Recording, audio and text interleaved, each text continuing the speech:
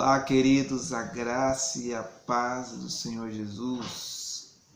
Quero compartilhar com vocês uma palavra. Estava lendo as notícias, como sempre faço no meu celular, e acabei lendo uma notícia aqui que me chamou muito a atenção. Eu quero compartilhar com vocês um pouco sobre isso. O título da notícia diz assim: o Instituto do Templo Israelense anunciou o nascimento da primeira novilha vermelha em 2000 anos, podendo ser candidata a cumprir uma profecia bíblica sobre o fim do mundo. Quando li essa notícia, algo me chamou muita atenção, porque fala sobre a reconstrução do terceiro templo. E esse terceiro templo já está tudo preparado para que ele seja reconstruído em Jerusalém, em Israel. Os utensílios já estão todos preparados, os rabinos já estão prontos, os sacerdotes. E o que faltava para a reconstrução seria esta novilha vermelha, né? Aqui no final da notícia fala assim, ó: segundo os livros sagrados, o sacrifício de uma vaca vermelha é essencial para a construção do terceiro templo de Jerusalém, que marcará a chegada do Messias e do juízo final. Então, essa vaca vermelha, ou novilha vermelha, era essencial para que o templo, o terceiro templo, pudesse ser reconstruído. Em 2 Tessalonicenses, capítulo 2, versículo 4, a Bíblia fala sobre o anticristo, sobre o homem da perdição que virá. E fala que ele se assentará no templo de Deus, querendo parecer Deus. Nessa passagem de 2 Tessalonicenses, capítulo 2, versículo 4, fala sobre isso, que o anticristo, o homem da perdição, o Nico, ele se assentará nesse terceiro templo que está prestes a ser reconstruído. Os judeus, eles esperam esse Messias há 2000 anos, há mais de 2000 anos, na verdade, né? Desde os dias dos profetas, eles esperam a vinda deste Messias que virá para salvá-los do jugo das nações e libertá-los. Mas esse Messias, ele já veio na figura do Senhor Jesus há 2000 anos atrás. Jesus veio, andou por Jerusalém, Israel, pregou o Evangelho, anunciou a vinda do Reino de Deus, e os judeus não entenderam e crucificaram o Messias. Não entenderam que o Messias que eles tanto esperavam estava ali andando entre eles. Mas até hoje eles esperam esse Messias, que virá com exército para salvá-los do jugo das nações. E eles compreendem que para que isso aconteça, o terceiro templo precisa ser reconstruído, Jerusalém precisa ser restabelecido como capital de Jerusalém, e Israel precisa ser estabelecido como uma nação sobre as nações da terra. E essa novilha era essencial para que isso se cumprisse. Por isso me chamou muita atenção e queria compartilhar isso com vocês. Nós estamos vivendo a iminência do retorno do Senhor Jesus. O terceiro templo, ele marca a vinda do anticristo. E a vinda do anticristo marca a iminência da segunda vinda visível do Senhor Jesus para juízo das nações. Mais do que isso, nos mostra claramente que nós estamos a qualquer momento do arrebatamento da igreja.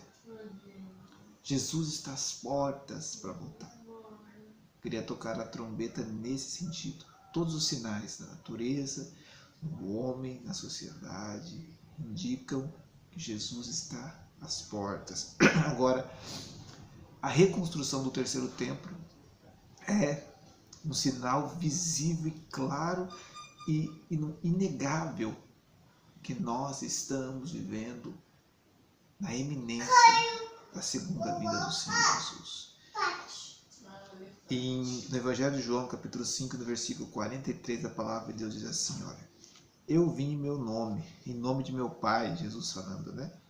E não me aceitais. Se outro vier em seu próprio nome, a esse aceitais. Aqui Jesus estava falando do anticristo, do homem do pecado, falando, olha, eu vim em nome de meu Pai. E os judeus rejeitaram Jesus. Jesus veio representando o Pai, representando o reino de Deus, representando os interesses do céu, trazendo as boas novas do reino de Deus. E os judeus não aceitaram, disseram não para Jesus, você não é o Messias, você não é o que nós esperávamos, você não tem a aparência do Messias que nós esperávamos. Para nós o Messias teria que vir num cavalo, com uma espada, com um exército, nos libertar do jugo de Roma. Eles rejeitaram Jesus, não aceitaram Jesus. Aí Jesus disse, se outro vier em seu próprio nome, se auto-exaltando a si mesmo, vocês vão aceitar a este, porque é este que vocês querem. E os judeus, e assim Jesus estava dizendo que eles iam rejeitar ele como Messias, mas futuramente eles iriam aceitar o anticristo, o filho da perdição, como o Messias que os salvaria. Em 2 Tessalonicenses, capítulo 2, versículo 1 ao 4, fala desta profecia. O apóstolo Paulo, escrevendo aos Tessalônicos, ele fala sobre isso, olha só. Ninguém de maneira alguma vos engane, porque não será assim, sem que antes venha a apostasia e se revele ou se manifeste o homem do pecado, o filho da perdição, o qual se opõe e se levanta contra tudo que se chama Deus, ou se adora, de sorte que se sentará como Deus no templo de Deus, querendo parecer Deus. Aqui Paulo estava falando do templo de Deus, ele está falando claramente do templo que será reconstruído em Jerusalém. Porque nos dias de Paulo havia um templo, o templo foi destruído por Roma, né? Vem o juízo sobre aqueles judeus, sobre aquela geração, desde o ano 70 até agora, não há templo em Jerusalém. O que existe lá no Monte Moriá agora é o Domo da Rocha, uma mesquita onde os muçulmanos adoram lá. E lá será reconstruído esse mesmo Monte Moriá onde Abraão iria sacrificar Isaac, e não foi sacrificado, onde Abraão levou Isaac para ser sacrificado, ali naquele lugar será reconstruído o terceiro templo. E nesse terceiro templo, o anticristo, o homem do pecado, se sentará. E essa notícia me chamou muita atenção por isso, porque se isso realmente for levado a termos, essa novilha for aceita como esse sacrifício que os judeus esperam, essa novilha sem mancha, sem marca e vermelha, que eles tanto esperavam 2000 anos atrás, não nascia em Jerusalém uma novilha dessa forma. Isso, meu querido, marca a reconstrução do terceiro templo, que marca a vinda do anticristo, que marca a iminência do retorno do Senhor Jesus, que marca que a qualquer momento o arrebatamento da igreja pode acontecer. Por isso eu toco a trombeta aqui. A você que está ouvindo, compartilhe com outros se você quiser. Nós estamos vivendo na iminência da volta do Senhor Jesus. Nós estamos vivendo nos últimos dias. Mas eu quero dizer para você que nós não estamos vivendo nos últimos dias. Agora você pode perguntar, como assim? Você fala que nós estamos vivendo nos últimos dias, agora fala que nós não estamos vivendo. Nós estamos vivendo no final, no fim dos últimos dias. Por que eu falo isso? Porque no profeta Joel, há 800 anos antes de Pentecostes, profetiza o derramamento do Espírito.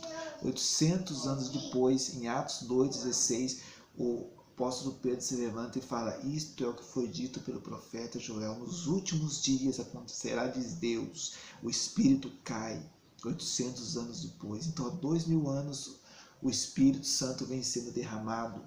Em 1 João capítulo 2, versículo 18, o apóstolo João fala, filhinhos, é já a última hora. 2000 anos atrás, o apóstolo João fala que é a última hora. Se o apóstolo João fosse escrever hoje, ele ia escrever que nós estamos no último segundo, no último minuto dessa última hora. Então nós não estamos mais na última hora, nós estamos no último minuto da última hora. Por isso que eu digo que nós não estamos mais nos últimos dias, nós estamos no fim dos últimos dias. Nós não estamos nos últimos dias, nós estamos no fim dos últimos dias. E a reconstrução do terceiro templo é o pontapé inicial para este evento da volta do Senhor Jesus. Que Deus tenha misericórdia de nós, derrame graça sobre nós, para que possamos nos preparar para o retorno do Senhor Jesus. Deus abençoe a sua vida em nome de Jesus.